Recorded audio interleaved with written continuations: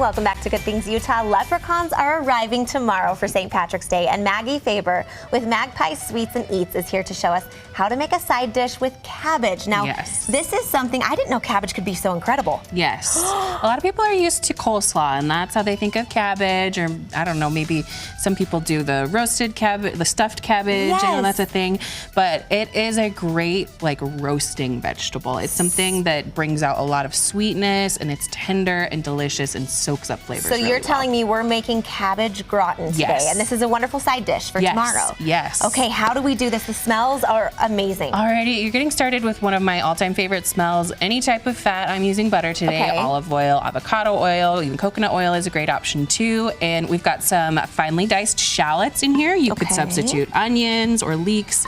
All of my recipes, but this one in particular, you could make in a lot of different ways. You just kind of want to always start with the same base. We want to sweat some of the bitterness out of the shallot. So we're just going to cook that just until it starts to become translucent. Well, that's what sauteing is. I like that you said you can cook it a lot of different ways. That means it's not super tedious, which those of us who aren't as skilled, we can do this. Grab I know you can buy diced onions at the grocery stores now. Grab that and make it really easy for yourself. I love this. So we've got started with that.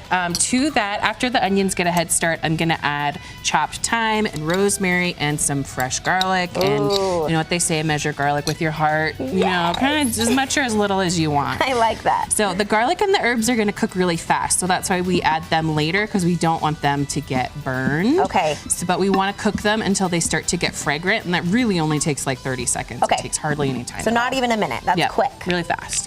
And it's gonna continue to cook as it's in the oven too. So remember that. To that, I'm gonna add a little bit of horseradish, and that you can also measure with your heart. If you like it spicy, add more. You could also leave it out if you don't. If you leave it out, I would recommend adding something acidic to the recipe, some lemon juice, a little vinegar, something like that, just to bring out a little bite from the richness of the dish. But I love that you're adding a little kick. Yes, absolutely. You could throw some crushed red pepper flakes in there if you like it even spicier. I mean, just a pow of flavor here. Yes, absolutely. So of course we don't want to forget salt and pepper. I like the fresh cracked and the kosher salt. A little pinch of that is all you need. Why does kosher make such a difference? I mean, it really does. So kosher doesn't have as much of a bite as like your classic table salt does. It also is a wider kind of flake, so it melts in a little bit better than just table salt. I don't even keep table salt in my house. I just use kosher for everything. It's the way to go for sure. So last, we're gonna add a little bit of heavy cream. You could do half and half. I wouldn't suggest going down to like whole milk or non-fat. Just treat yourself a little bit. You want some cream. Absolutely. But if you wanted to do a milk substitute, I would suggest coconut milk because it's nice and thick. Good to know. Thanks for giving us options. Absolutely. So this part is really easy. Again, you're just gonna stir that a little bit, let it come up to a boil, and then we're gonna add some Parmesan cheese. You can omit this. Again, if you wanna be vegan, get some vegan cheese that melts really well too, would be a good option. I love that you give us options because we all have different dietary needs. That's for sure. Great. You wanna make sure that everybody's gonna enjoy this. Do you want the cheese to melt fully before you put it into the oven? Yeah, because Parmesan especially can get kind of clumpy if you don't let it melt in there. But it does melt really fast. Okay, so you kind of wait till it boils. Bring it up to a little bit of a boil, and then we'll pour it over the cabbage. And the nice thing about this dish, you're gonna roast it for so long, you don't even have to worry about cutting out the core. So we start by cutting it in half, and then we're gonna cut it into fairly thin slices, about a ½ inch thick, and make sure you use a big knife so you can get all the way through it. I mean, so easy. And you mentioned, how much did you pay for that head of cabbage? $1. So that is so amazing to know you can make something so delicious for $1. For $1, yeah. And everything else is pretty reasonable in this recipe. The most expensive thing is probably the cream.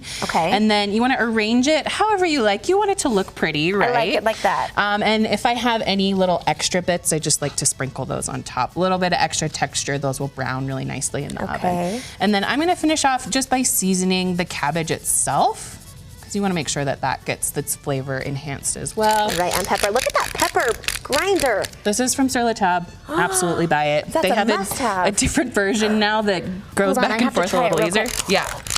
That's too good. It's really great. I need one of those. All right, so then we pour that on top. All right, so we're bubbling already. We've got our nice melty cheesy goodness, and then you just pour it all on top. Oh, it looks If you've beautiful. got a big oven-safe pan, you could also just do this all in the pan and then just arrange the cabbage on top of the cream. How long am I baking this for? How long? So we're gonna go at 350 for about 35 to 45 minutes, depending on how much you make and how thick your cabbage is. Okay, and then it comes out looking just like this, and I'm telling you, I cannot wait. I'm so excited. I'm gonna take a bite. While I take a bite, tell our viewers where they can find you. So I am on Instagram with magpiesweetsandeats.com. My website is magpieeats.com, and next week for my weekly family meal, I'm doing my very popular lasagna. Okay, you guys, who knew cabbage could be so delicious? So good.